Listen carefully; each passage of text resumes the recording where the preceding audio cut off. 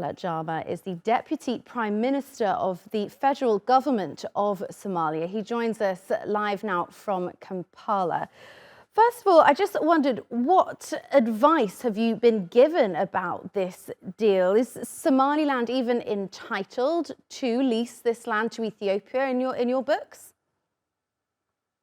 Well, first of all, thank you very much for giving us the opportunity to voice our concerns here. To begin with, Somaliland is not entitled to get into international agreements. It's part and parcel of the Somali state, and it comes under the auspices of the Federal Government of Somalia. So the MOU that was signed between the Federal Government of Ethiopia and the Somaliland region of the Somali state is null and void to arrive with. It does not have the legitimacy to get into agreement, and it is a very disturbing development where Ethiopia, our neighbor, is attempting to infringe on the sovereignty of the Somali state, the territorial integrity and the inviolability of the Somali state, a principle that is enshrined in international law, the UN Charter, the African Union articles, the Arab League, and all international organizations, international law and customary law. So this is an absolute infringement on Somalia's sovereign rights.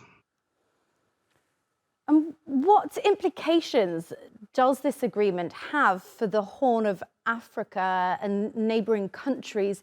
And is there anything you can do about it? Well, sure. This is a serious development.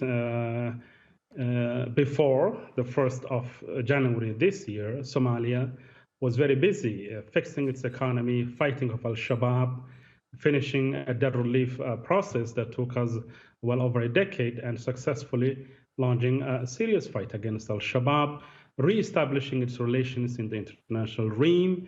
And as per the political program of our president and the current government and under the Prime Minister, Somalia's foreign policy is informed by a Somalia that's at peace with itself and with the rest of the world.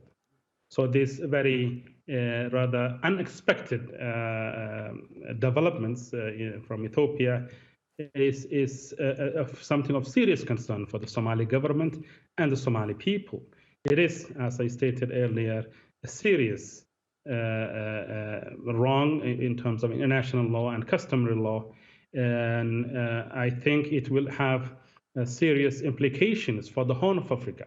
As you know, the Horn of Africa region is a region that has a very troubled history in the past history, recent history, and the expectation from the people living in the Horn of Africa region, the governments and our international partners, was that this was about time to focus on dealing with the impact of climate change, food insecurity, economic development, economic integration, the well-being of our societies. I mean, it is absolutely astonishing that in this era, one state tries to get into the annex the territory of another country with the claim that they need to have access to the sea. In fact, Ethiopia can access seas or ports all the way from Djibouti to Somalia to Kenya and Eritrea. There's no shortage of accessibility of ports. But this is a very blatant and flagrant infringement on Somalia's sovereignty rights. And it can have a serious effect not only on the Horn of Africa, but the larger Red Sea area. And as you know, this is a very important route for international trade.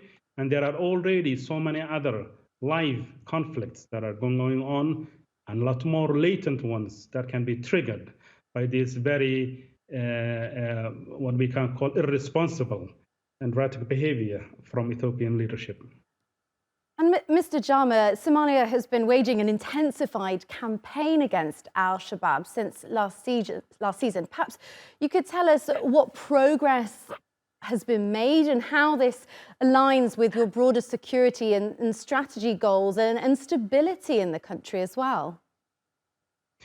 Well, thank you very much. That's a very good question. To begin with, and before 2007, Al-Shabaab did not used to exist in Somalia.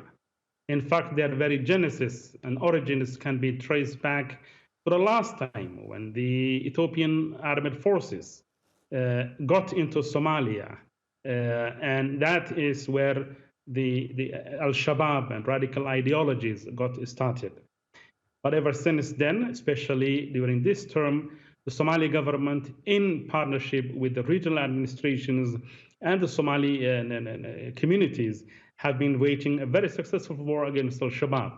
We have cleared hundreds of kilometers of land, districts, cities from Al-Shabaab. A very serious war, in fact, is spearheaded by our president, where we lost a lot of men and women in this fight. That was a top priority for us.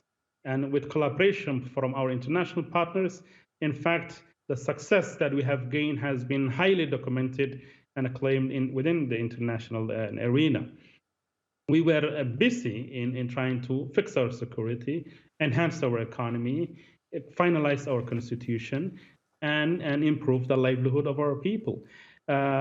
So the fight against Al-Shabaab can be negatively impacted by these very sudden and unexpected MOU that Ethiopia claims to have gotten into with Somaliland. And it can certainly be a source of new recruits for the likes of Al-Shabaab or any other radical groups, either ultranationalist or groups that would like to wage a war on those connotations. Salah Jama, thank you so much for joining us. I know you are a busy man, especially as that NAM summit takes place. We're grateful to have you on the show today. Thank you. Thank you very much.